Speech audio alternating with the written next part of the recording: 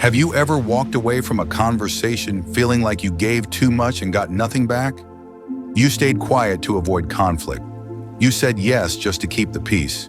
You gave not from overflow, but from obligation, and you called it kindness. But deep down, it felt like surrender. Carl Jung once said, "Until you make the unconscious conscious, it will direct your life, and you will call it fate." This video is not here to judge you. It's here to wake you up. There's a reason certain people find you easy to use. There are patterns hidden in your silence, in your guilt, in your overgiving. Today we'll uncover 5 clear signs you're easy to take advantage of and what you must reclaim before it costs you your peace, your purpose, or your power. This isn't about being less kind. It's about being consciously kind with boundaries. If saying no makes you feel selfish, anxious, or afraid of disappointing others, you're not alone. Many people are conditioned to believe that denying a request is a form of rejection. So you say yes even when it drains you. You agree to things that go against your limits just to avoid being seen as rude, cold, or difficult. Harriet Braiker called this compliance without awareness, and it's one of the first signs of being easy to manipulate. Carl Jung warned that unconscious behaviors shape our destiny, especially when we don't realize we're performing them. The truth is no is a complete sentence. You don't owe long explanations. You don't owe guilt. Saying no to others is saying yes to yourself. And the more you practice, the more respect you gain, not just from others, but from your own soul. Boundaries don't break relationships. They reveal which ones were real. Do you catch yourself saying "I'm sorry" too often, especially when you did nothing wrong? Do you take responsibility for other people's moods, reactions, or disappointments? That's not humility, it's a learned survival pattern. Harriet Braiker warns that manipulators thrive on this guilt reflex. They never need to accuse you directly, you'll do it for them. Carl Jung called this shadow projection, when unhealed parts of ourselves cause us to assume fault just to keep peace. You think you're avoiding conflict, but you're actually surrendering power. And the more you apologize unnecessarily, the more you're seen as someone who can be blamed easily. True accountability is powerful, but misplaced guilt is emotional quicksand. It keeps you stuck small and silent. You are not responsible for everyone's discomfort. You are not here to carry burdens that don't belong to you. The moment you stop apologizing for existing, you start reclaiming who you truly are. You keep the peace even when it costs you your truth.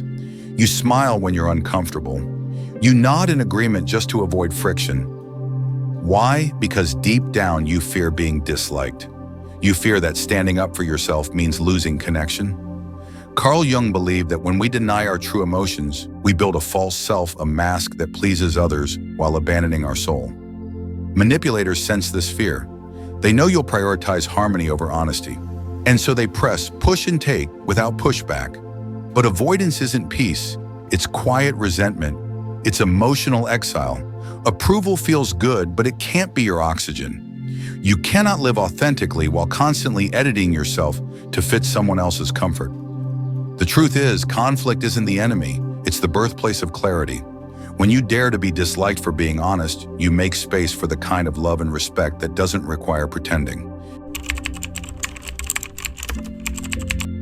You tell yourself it's not worth it even when something hurts. You convince yourself your needs can wait, that your feelings are too much, too inconvenient, too messy. So you stay quiet, you shrink, you adapt. But Harriet Braiker warned that self-silencing doesn't build harmony, it builds resentment. Carl Jung taught that suppressing our truth disconnects us from the self, and once disconnected, we become easy to control. Manipulators love this trait. They don't need to overpower you, you've already erased your voice for them. You might think you're being mature, patient, understanding, but when you consistently ignore your needs for others' comfort, you're not creating peace, you're creating imbalance. Your emotions matter. Your voice deserves to exist in every room you walk into. Speaking up doesn't make you difficult, it makes you whole. Stop pretending you don't care. Start honoring the fact that you do. Your boundaries are not the problem, your silence is.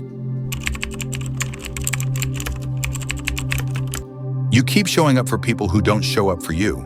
You give chances, make excuses, wait for change. You tell yourself it's loyalty, compassion, or love.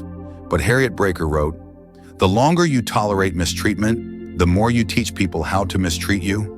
Staying doesn't always mean strength, sometimes it means fear." Carl Jung taught that when we confuse suffering with virtue, we become trapped in cycles that repeat until we awaken. You think they'll see your worth if you keep proving it, but worth is not something you earn by enduring pain. One-sided relationships don't need more patience, they need boundaries. Manipulators don't care how much you give, they only care that you don't leave. But real love doesn't require self-abandonment. Staying too long doesn't make you loyal. Walking away from what drains you, that's when you finally become powerful. That's when your healing begins. If you saw yourself in any of these signs, this isn't your shame, it's your awakening. You're not weak for having boundaries that were never taught or respected. You're not broken for wanting peace. But peace without self-respect is just silence in disguise. Carl Jung said, "Until you make the unconscious conscious, it will direct your life. Now you're becoming conscious." Harriet Braiker reminded us manipulation ends where awareness begins. You don't need to become harder, colder, or mean. You need to become clear. Clear on what you allow. Clear on what you deserve. Clear that your voice matters even when it shakes. You were not born to please, fix, or carry everyone's weight. You were born to live fully as yourself with kindness, yes, but also with clarity, courage, and strength. You are no longer easy to use because you finally remember who you are.